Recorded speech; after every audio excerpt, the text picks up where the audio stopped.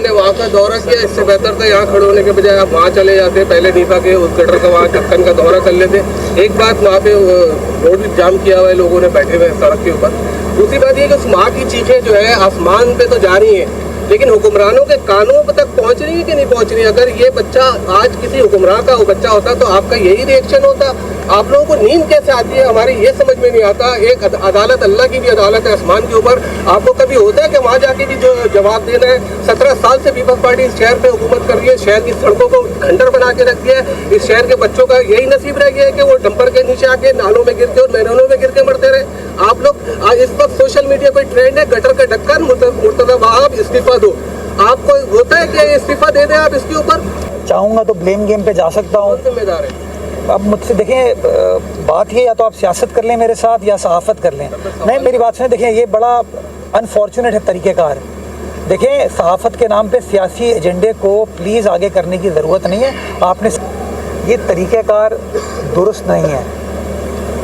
मेरा रब जानते हैं मेरी नीयत को, मेरे काम को, और आई एम श्योर आपका रब भी आपकी नीयत को, आपके काम को जानता है। तो ना आप मुझे जज करें ना मैं आपको जज करूं। तो वो ज़्यादा ख़ानदान के साथ, वालदैन के साथ इज़हार हमदर्दी करना चाहता हूं। इस तकलीफ़ की घड़ी में, दुख की घड़ी में हम उनके साथ हैं।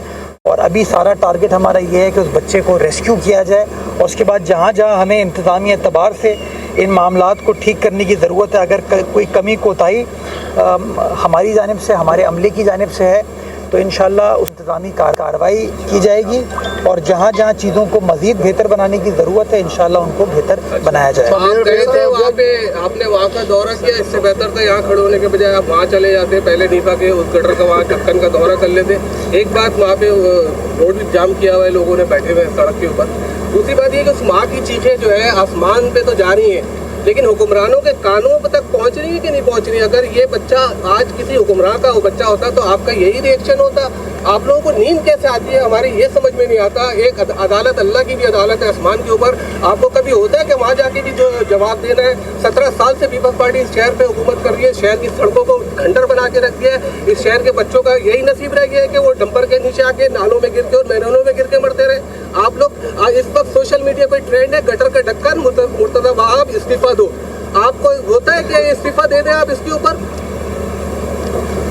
अगर आप सवाल पर फोकस करते और तकरीर नहीं करते तो ज़्यादा बेहतर होता। आप कहते हैं कि किसी हुक्मरान के कान में ये बात गई, तो मैं हुक्मरान का हिस्सा हूँ, हुकूमत का हिस्सा हूँ और ख़ुद आया हूँ। ये इस तरह की जो इश्तियाल अंगेज़ गुफ्तगू होती है ना, उसी की वजह से बदकिस्मती के साथ हम मामलात को रिज़ॉल्व नहीं कर पाते। मसला बुनियादी तौर पर यह है, वो सड़क इस वक्त भी ब्लॉक है। क्यों? क्योंकि लोगों ने इश्तियाल क्रिएट करने की कोशिश की है। जो सड़क ब्लॉक करने से उन वालदैन का अगर मसला हल हो जाता है तो 100 बिस्मिल्लाह। ये शायद कोई अपोजिशन के दोस्त तो इस तरह सोच सकते हैं। मैं बहैसियत मेयर के इस बात से इत्तफाक नहीं करता। मैं तो चाहता तो आज प्रेस कॉन्फ्रेंस कैंसिल कर देता, आता नहीं।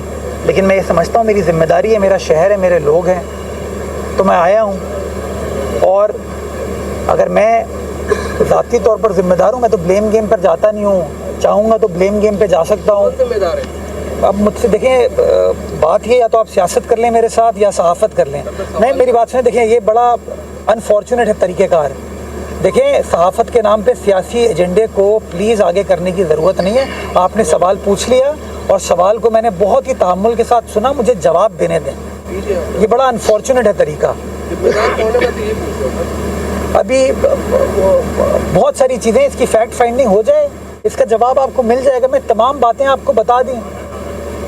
तो ये बड़ा अनफॉर्चुनेट है। बाकी ऊपर वाले को जवाब मुझे भी देना है, आपको भी देना है, हम सबको देना है। अच्छा, एक मैं जवाब दूं, मैं इन चीज़ों से मैं ऊपर वाले के सामने जवाब दूं, आपके सामने भी जवाब दूं, अवाम के सामने भी जवाब दूं।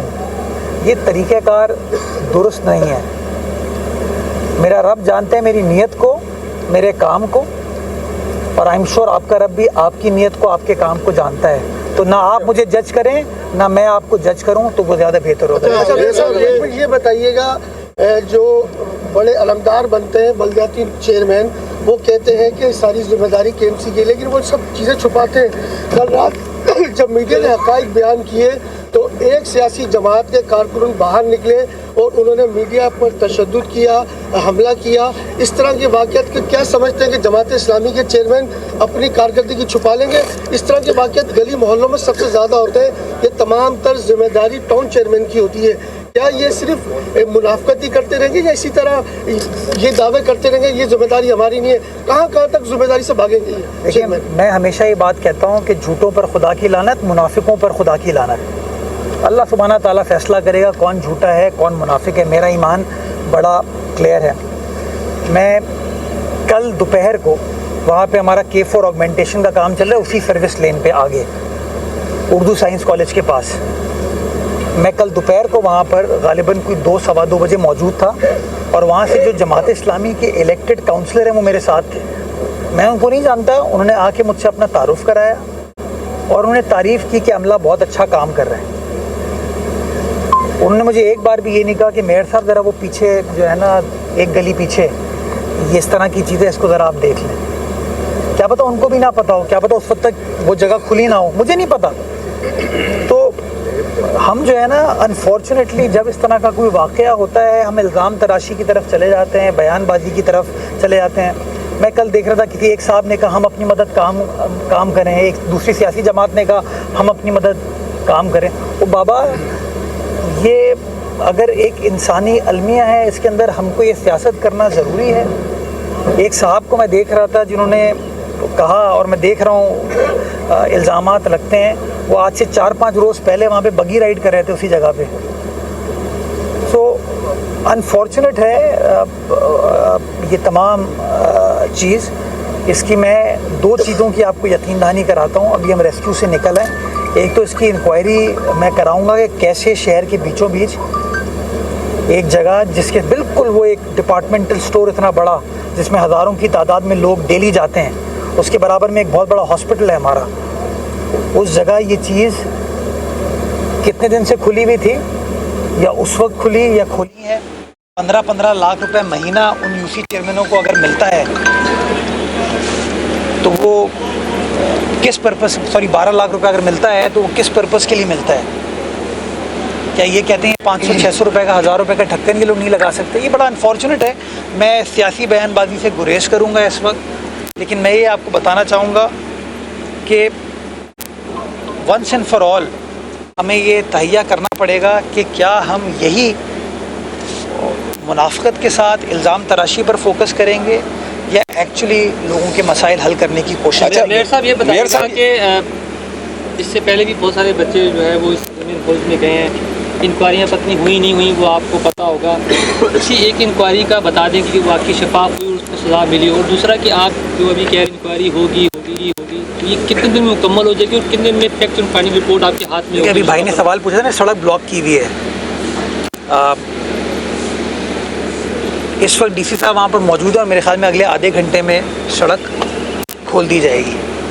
हक़ाइक़ को जानने के लिए उस जगह को देखने की ज़रूरत है, और जिस तरह इस वक्त लोगों के अंदर एक इश्तिहाल है और राइटफुली सो तकलीफ़ में है, ख़ानदान से ज़्यादा मेरे ख्याल में वो सियासी पुष्पनाई करने वाले लोग जो है ना उसको इस्तेमाल करने की कोशिश करें। तो जैसे ही चीज़ें क्लियर होती, रेस्क्यू से बाहर निकलते हैं, तो इंशाल्लाह इसको इंक्वायर भी करेंगे और जो करार वाक़ई सज़ा बनती है वो इंशाल्लाह दी जाएगी।